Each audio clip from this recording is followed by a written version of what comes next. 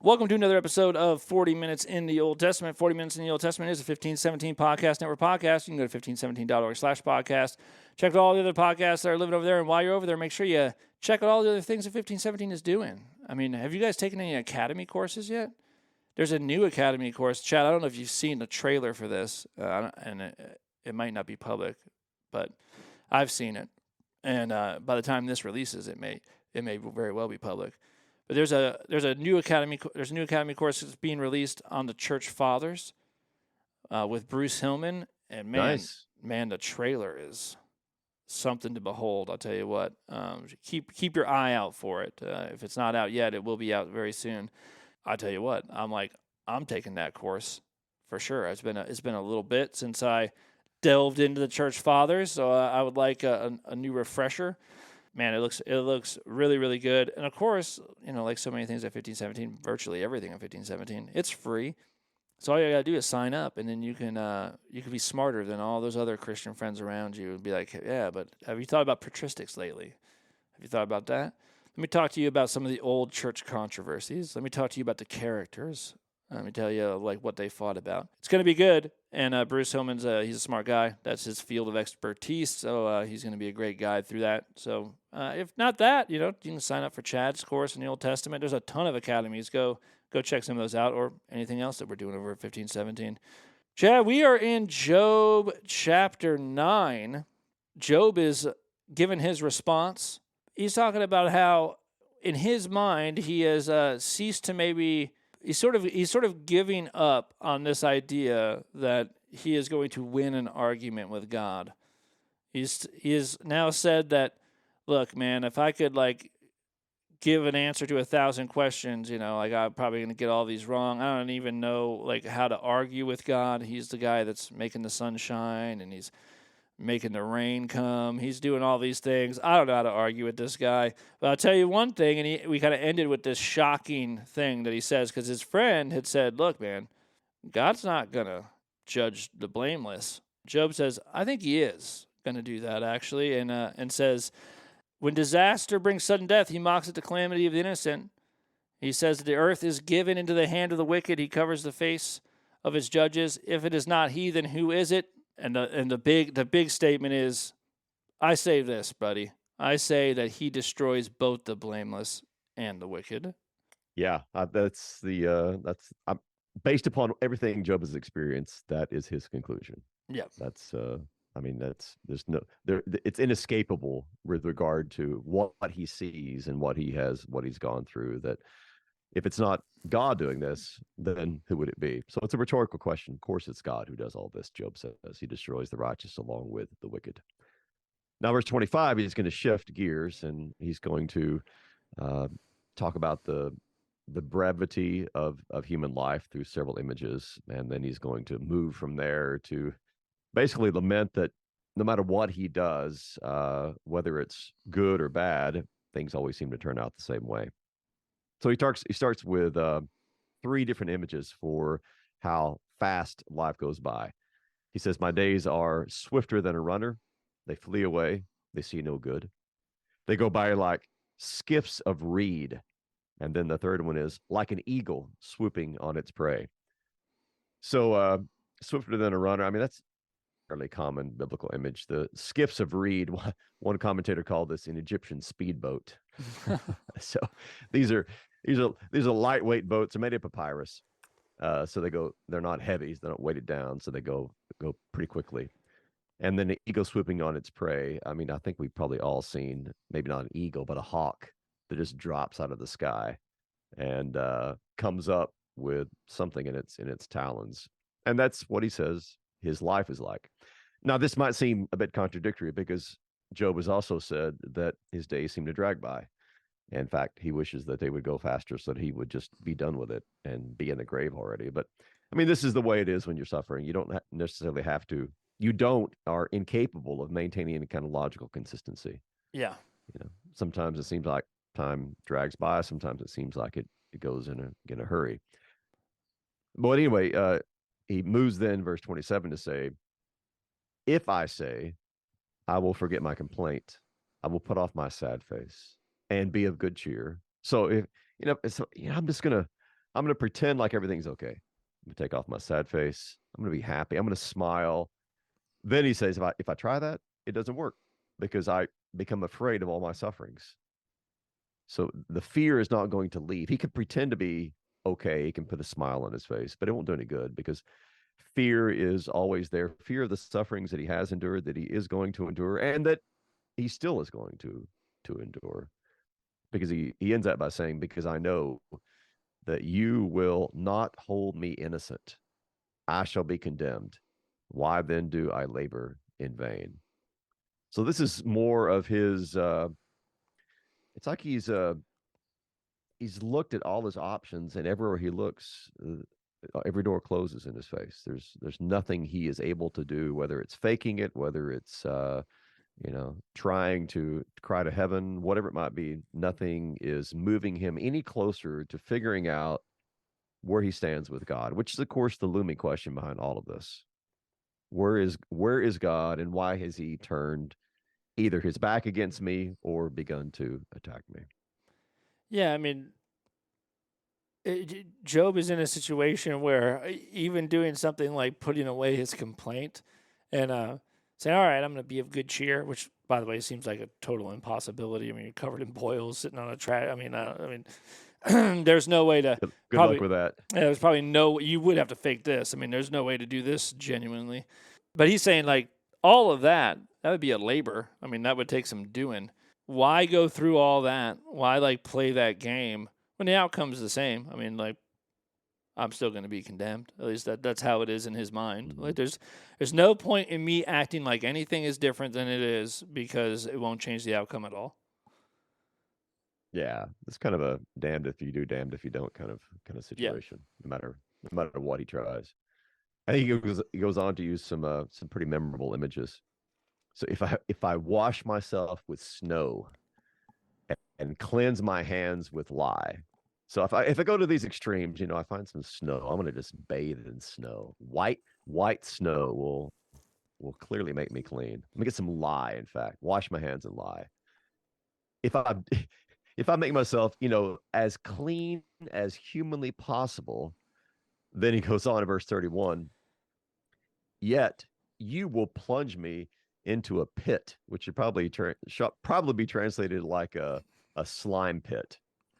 So I'm going to clean myself up. I'm going to take a bath in snow. I'm going to bathe in lye. I'm going to get myself really clean. Well, if I do that, it's not going to do me any good because you're going to throw me into a cesspool, basically. And even my own clothes will abhor me. I'm going to stink so bad. So nothing I try is going to help. Then in verse 32, he says, for he, talking about God here, he is not a man as I am, that I might answer him, that we should come to trial together. There is no arbiter. I like the translation of umpire better here. There's no umpire between us who might lay his hand on both of us.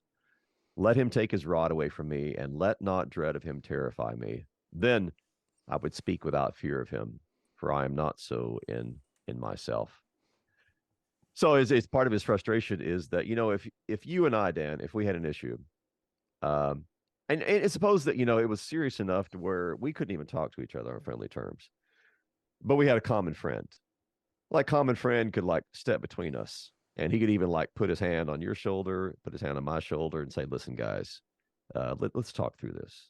Okay. If we had somebody like that, an arbiter, a go-between, an umpire, well, then he could at least kind of work with us because both of us are men and both of us are mortal, and someone who's thinking rationally and is more of an objective party like an umpire is supposed to be, then they would be able to help us to solve whatever dispute we have. But Job says, I can't do that because I'm a man and he's God. So there's no way that he is going to answer me, that we can go to trial together. There can be some kind of umpire between us. There's no way in which we can resolve our conflict because of the gross disparity between the two of us. And so I just wish that he would take his rod, quit hitting me with his rod so that I wouldn't be living in terror all the time. But I love how he ends. Uh, he said, then I would speak without fear of him. But of course, he does go on to speak. Well, see, that last verse seems to say, you know what? I'm going to keep on speaking no matter what. It's the only thing I can do is talk to God. So that is what I will continue to do, even though much of my words seem to be spoken in vain. Yeah, and he's saying, I mean, I would speak without fear. That would imply that right now you are going to speak, but you're going to do so in fear, right? So You can do so in fear. Yeah. yeah, you don't have this umpire. Well, yeah, what he's looking for is somebody say like, well, all right, if I had someone that could call balls and strikes here, we might be able to hash this out. But the problem is that I'm going to say, hey, that's a strike, and then God's going to say, nope, no, it's not, and then I'm just going to be left to say, oh, okay, because He's God. Yeah. So like, there's nobody that can, no one can be placed in a position of authority in this complaint, because my complaint is with the highest authority. This is a real problem for me. Mm. Yeah. Yeah. He loses. He loses every game. There is no winning game for Job in this controversy. So there's a chapter break here. That was the end of chapter 9, beginning in chapter 10. But I mean, there's really no break in the speech itself. It's just a handy break here because Job is gonna continue. And he starts out with I loathe my life, which is very much like Job chapter 3. In fact, there's going to be several Job chapter 3 kind of utterances in Job chapter 10. I loathe my life. I will give free utterance to my complaint. I will speak in the bitterness of my soul. So that's riffing off of that closing verse of chapter 9. He's speaking. Yeah, he's speaking fearfully, but he's still going to speak. He's going to give free utterance to his complaint, and he's going to speak in the bitterness of his soul. And here's what he goes on to say. I will say to God, do not condemn me. Let me know why you contend against me. Does it seem good to you to oppress, to despise the work of your hands, and favor the designs of the wicked? Have you eyes of flesh? Do you see as man sees? Are your days as the days of man, or your years as a man's years, that you seek out my iniquity and search for my sin? Although you know I am not guilty, and there is none to deliver you out of my hand. So he's going to say to God all these words, but in the end, it doesn't seem to do any good, because even though he can say these words to God, in the end, he knows that God knows that he's not guilty, but still there's none who's going to be able to deliver him out of God's hand. Yeah, this situation is like, yeah, you got to be frustrated if you're Job, because he's sitting there like, I am not guilty of anything, but God, I feel like God is treating me as though like I'm the most guilty person that's ever lived. But I also know that He knows that's not true. So what like I mean, this is the vexation, right? Right, where you're like, what is going on here? Now, I can't attribute this to anyone but God, but also I know that God must know that I'm not at fault here. Otherwise, He wouldn't be God. Yeah, yeah. I mean, it's the classic dilemma. It's a classic living, trying to figure out the contradiction, the seeming contradiction between, okay, God is good, God is all knowing, uh, and then at the same time, if God is all good and all knowing, then why is there not only so much evil and suffering in the world, but so much suffering in my own life? If God loves me, then why is everything that I'm experiencing so hateful and so painful? It's a contradiction that we all struggle with when we're in the midst of trials and tribulations, but especially Job, because Job was, as we've said multiple times, the moral cream of the crop.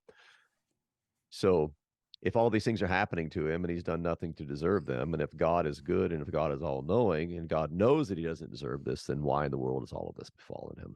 Yeah, I mean, you can think about this as like a parent, right? So if say your kid gets really sick, right? So like every parent has had that happen where I've got a little baby, and she got some kind of bacterial infection thing a while back, and she was all miserable and coughing and all this stuff. Now, because I love her, you think if I could like stop this, I totally would. Like it wouldn't even be like a decision for me, right? They're like, hey, you have the power to Yeah. take this away. Instantly. Yes. Would you like to do it? You're like, absolutely, I would like to do it. She's just miserable and suffering here, so I would, there's no question about it. I'll take this away. And then you think about God, and you're like, okay, so I'm God's child, and He says He loves me, and then here I am suffering like crazy, and I have to believe that He does have the power, and yet nothing's happening.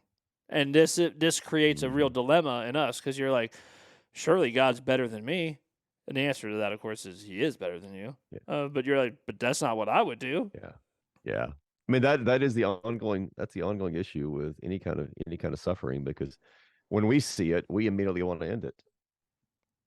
I mean, if we're, especially if it's somebody that we care about. I mean, if it's a child, if it's a spouse, anybody that we care about, and we see them suffering, we immediately want that to end, and we, judge, I think rightly, that would be the good thing to do. But we don't see God acting that way, and so we compare what we would do with what we see God doing, or what we think we see God doing, and yeah, at times we end up kind of like Job, like what's going on?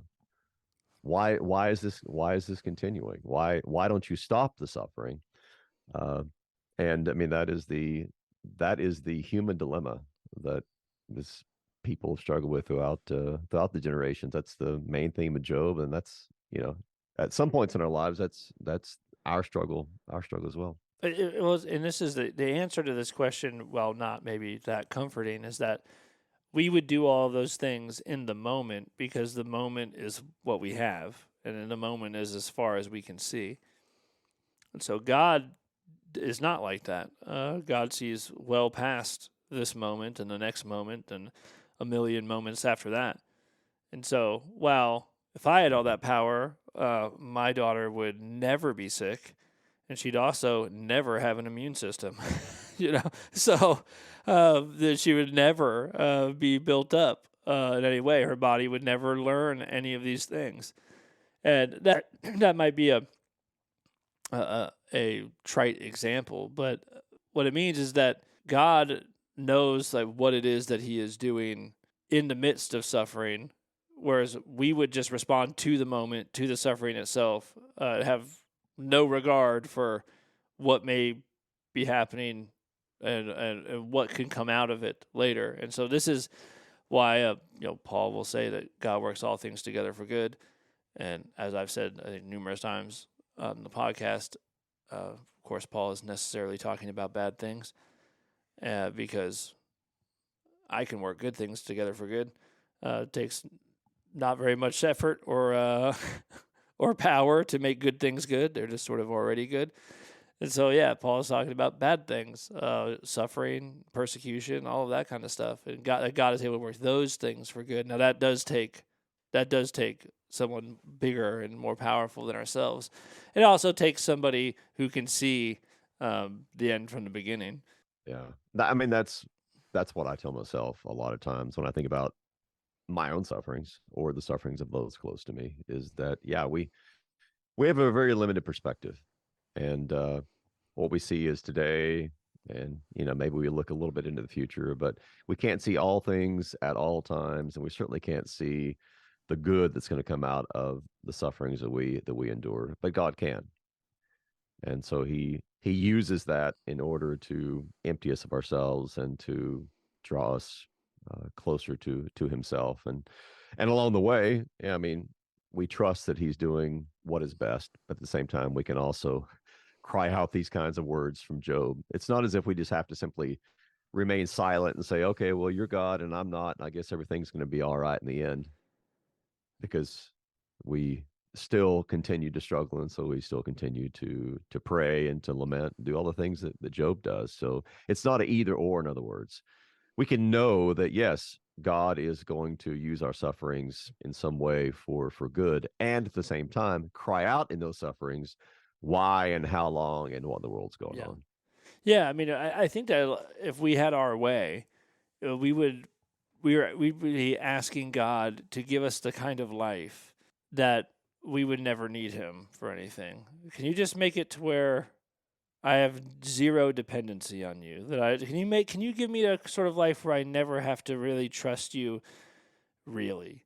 Can you give me a life that doesn't require any faith? And the answer to all those things is no. God won't give you No, that. no. And he won't give you And that the reason he because won't, this is not good for you.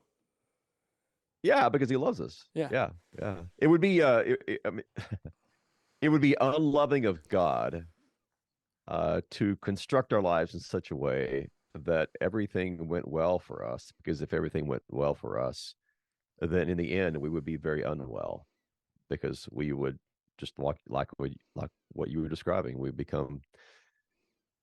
would become independent, or think we were independent anyway, and with that would come pride, and with pride would come all the other things that always accompany Well, pride. the biggest thing that you become And is so, faithless, which is the worst thing to become.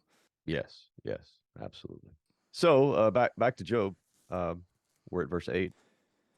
He's going to use some very creative language here. I mean, some of it's found in other parts of the scriptures, but what Job uses here to describe how God makes us, some of this is uniquely Job's contribution, especially the part about curdling like cheese. This is nowhere else found in the Bible. But so this is I'll read 8 through 13, because this is all about God's creation of us, and we'll get to Job's point kind of at the end. Your hands fashioned and made me, and now you have destroyed me altogether. Remember that you have made me like clay, and will you return me to the dust? Did you not pour me out like milk and curdle me like cheese? You clothed me with skin and flesh and knit me together with bones and sinews. You have granted me life and steadfast love, and your care has preserved my spirit. Yet these things you hid in your heart. I know that this was your purpose. Now, the overall message of this seems to be, listen, God, uh, so you spent a lot of time and effort and in carefully creating who I am. Your hands fashioned me, you made me. You took clay, and you formed me, or you poured me like milk that then curdled into cheese. You knit me with bones and sinews. You were engaged in artistry, in other words, in making me. Now you're destroying me, and that makes no sense. I mean, it'd be like you know, Michelangelo finishes painting the Sistine Chapel, and then he sets it on fire. Yeah. There's this irrationality that Job is focusing here on. So if you're a good and a gracious and a careful and a seemingly loving creator, because you granted me life and steadfast love, then why are you destroying your creation?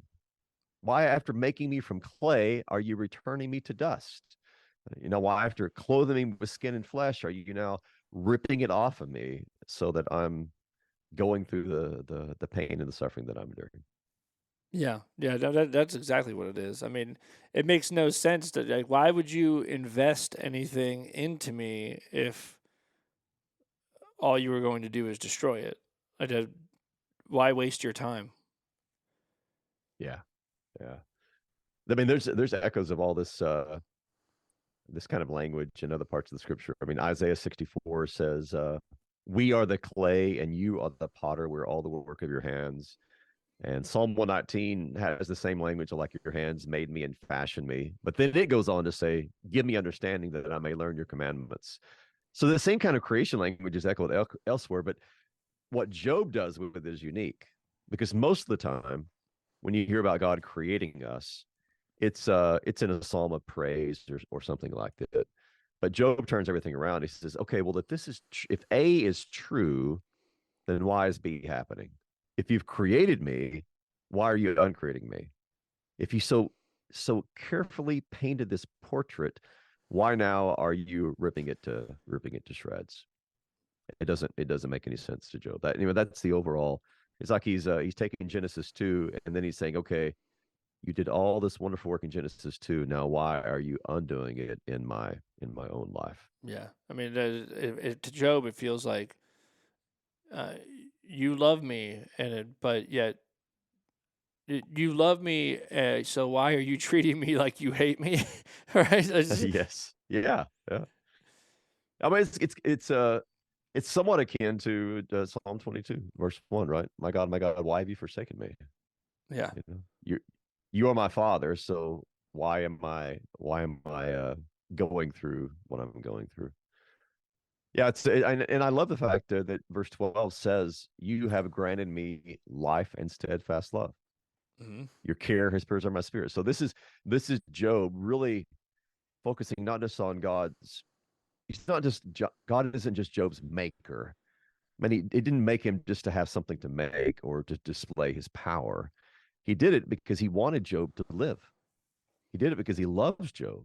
In fact, his care preserved him all of these years. So Job has experienced the manifold love of God and his care in his life. He's experienced that over and over and over. So now he's living with the struggle of this contradiction from his past to his present. Yeah, there's a real sort of accusation there in verse 13, following up on it. So like, hey, you gave me, granted me, gifted me life and steadfast love, and your care has preserved my spirit. Yet these things you hid in your heart. I know that this was your purpose. Like it was like to hide the reason for these things was like what you had planned all along. Yeah, yeah. I think he feels.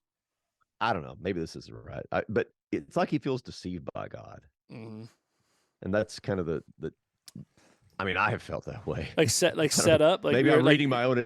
Yeah, like he's set up. Yeah, I mean, maybe I'm reading my own experience into this, but it's one of these where you thinking, oh man, God is blessing me, and then all of a sudden it's ripped away. It's like, was he though, or was he leading me on this entire time in yeah. order that he could just rip it away at the last minute? It's I easy. It's easy to read your own experiences into Job. yes. I've I felt like I I don't want to do that. But at the same time, yeah, it's with a book like this, it's hard. It's hard not to. Dude, I got this. This is a very trite example, but it popped into my head because it just happened to me. It was on Thanksgiving, and my niece came up to me. Now I'm a fan of. I don't like candy that much, but I do like sour apple candy. She came up to me Mm. with this candy cane. It's all green. And she said, "I got you the best sour apple candy cane that there is." And I was like, "Sweet," and I took it and put it in my mouth, and it was a sour cream and onion candy cane. And I knew at that moment that that was her purpose all along. Oh, that's great. Job has the most Yeah. extreme version of this happening.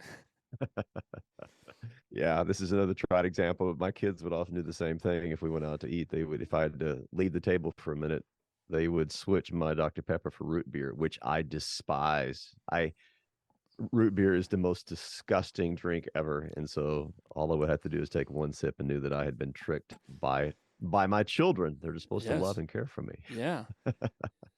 How can you So be from How can you yeah, be you from take these. Texas and not like some like a good old sarsaparilla, man? Oh man, I have tried. I have tried. I thought as a child, I thought when I grew up, maybe I'd outgrown my disgust for root beer, but I've tried it, and no, I have not. It is, it is a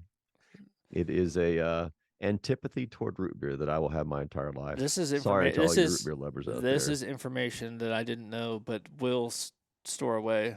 I will pick up the mantle next time you get up leave the table for me.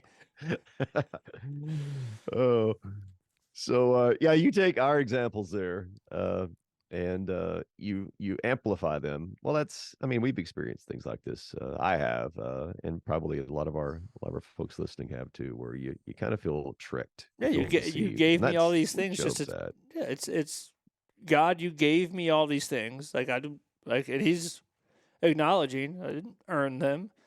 Like or anything. Like you granted all the things I have in life, the life itself. You you granted these things to me, but it seems to me that you did that just so that you would have something to take away. Yeah. So that's the end of that section. Now, verse 14 and following, he's going to kind of go into one of these other uh, rants or laments where it's like, doesn't matter which way he goes, either way, it's going to be wrong. He says, if I sin, you watch me and do not acquit me of my iniquity. If I'm guilty, woe to me. But if I'm in the right, I can't lift up my head because I'm filled with disgrace and look on my affliction. And were my head lifted up, you would hunt me like a lion and again work wonders against me. You renew your witnesses against me and increase your vexation toward me, and you bring fresh troops against me. So there's some disputes over the translation of that last line of verse 17, but the ESV has you bring fresh troops against me, which is a remarkable image. It's like God isn't just God that's attacking me. It's like he's recruited a whole army. And as soon as one group of troops wear out, he's like, we got some fresh ones here. They'll start the onslaught once more. Yeah, it's like if you were being flogged and all day, and this guy that was flogging you just wore himself out, and so he had to be done. His arm was given out, and you think, man, thank God that's over. And then like he just tag teams another guy, brand new guy in there he's got a fresh arm. Yeah, that is a vivid picture. That is a bummer. Like there is no relief. Anytime whatever is oppressing me wears itself out, he just swaps in for someone that's just woke up from a nice long sleep and is ready to go. Yeah. Just down to Red Bull, and he's full of energy.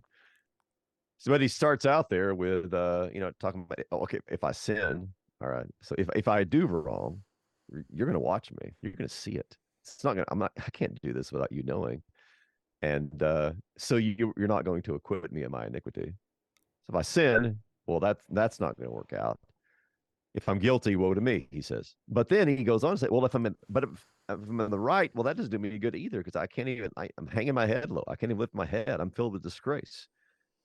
So either way I go, whether I'm a sinner or whether I'm not, whether I rebel, whether I don't, either way, it's a losing game for me. In fact, if I were to lift up my head, then you'd get your chariot, get your bow, and then you'd hunt me down like a lion and work your wonders against me.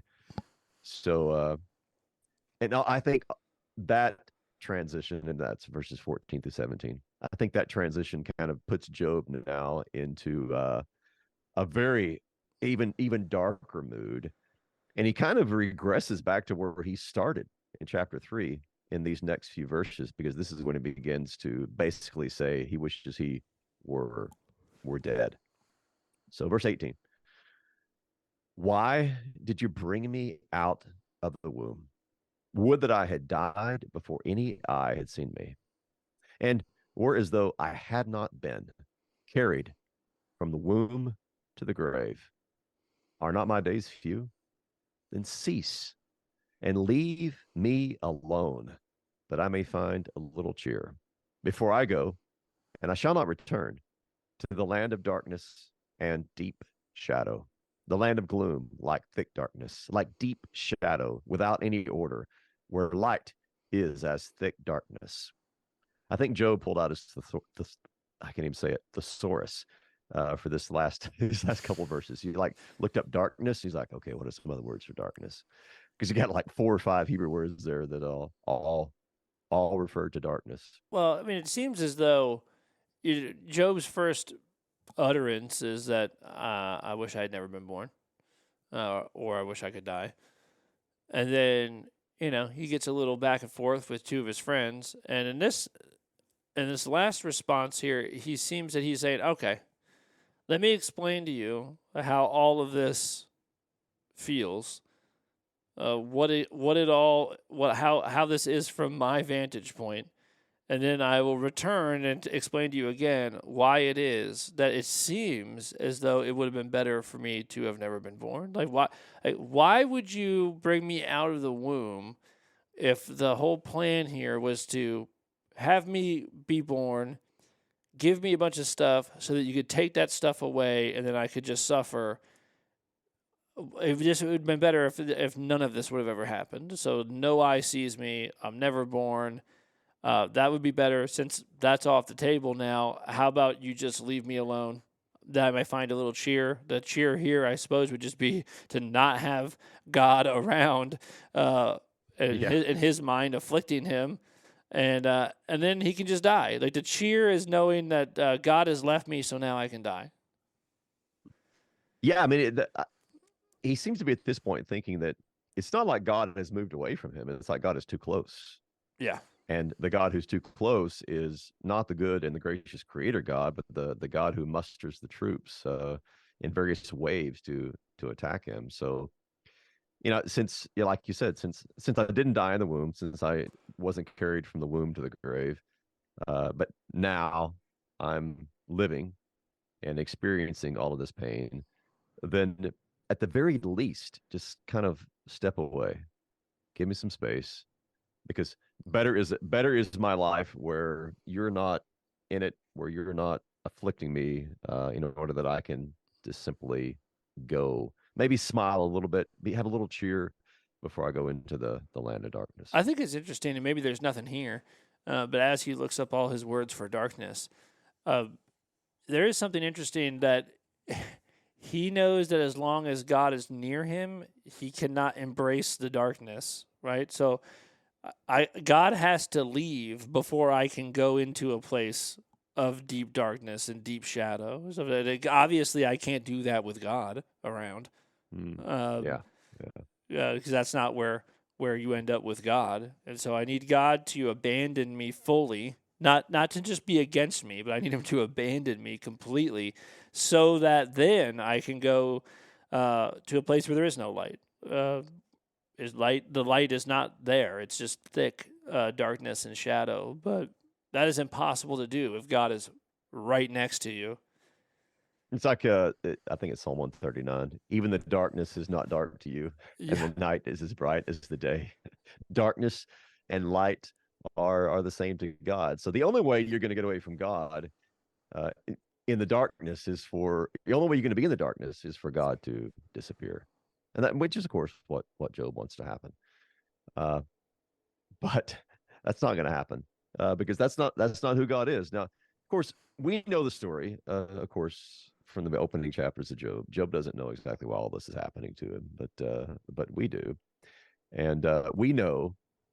And I suspect that despite his protest and despite his laments, that Job knows in some way that God will not do what he says.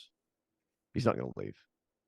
Because he's the kind of God who, I mean, like Job said earlier, who created him to give him life, and he's the God of steadfast love. He's a God who has shown Job many blessings over the years, and so he's not going to abandon Job, just like he's not going to abandon us. No matter, the Psalms say the same thing. Go away from me, leave me alone, that I may smile again before I depart and am no more. And every time we pray that, God says, "Nope, won't do it."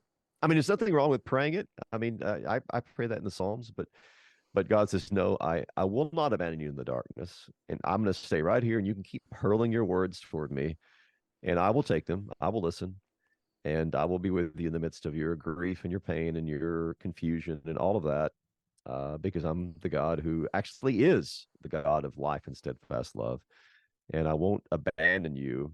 In fact, I'll carry you through this until finally you get to the end of your own book of Job and are able to look back and realize I was right there with you through it all."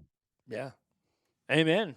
Well, all right. Well, that's it. That's Job's response. Next episode, we'll get into the third friend, and man, he's great. I think that you guys are going to really love so him. far. Yeah, he's just full of compassion. Yeah, you're gonna really like this. You need more friends like this in your life for sure. We'll get into that next episode. Chad, I'll see you then. All right. See you then.